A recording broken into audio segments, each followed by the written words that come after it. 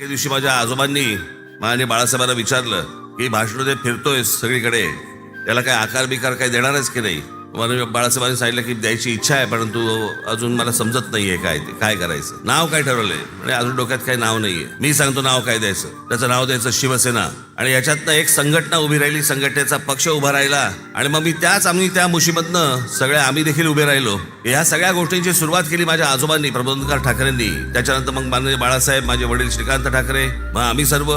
आणि ज्या दादर माहीम प्रभादेवी मतदारसंघामध्ये मार्मिकची सुरुवात झाली, शिवसेनेची सुरुवात झाली, सामनाची सुरुवात झाली. इतक्या लोकांना आजपर्यंत आमदार म्हणून सगळेजण निवडून गेले, निवडून आणले, सगळ्या गोष्टी झाल्या. आणि हा सगळा ठाकरेंचा आमचा सगळा प्रवास, या सगळ्या गोष्टींचं जी मूळ भूमी जी आहे ती दादर प्रभादेवी माहीम ही सगळी आहे. आणि जे आजपर्यंत कधी घडलं नाही ते आज पहिल्यांदा घडतंय की आमच्या 3 पिढ्या या सगळ्या अख्ख्या या महाराष्ट्रासाठी लिहिण्यात, व्यंगचित्र करण्यात, समजवण्यात, प्रबोधन करण्यात सगळ्यामध्ये गेल्या. पण आज दादर माहीम मतदारसंघामध्ये, प्रभादेवी मतदारसंघामध्ये आज पहिल्यांदा एक ठाकरे उभा राहतोय.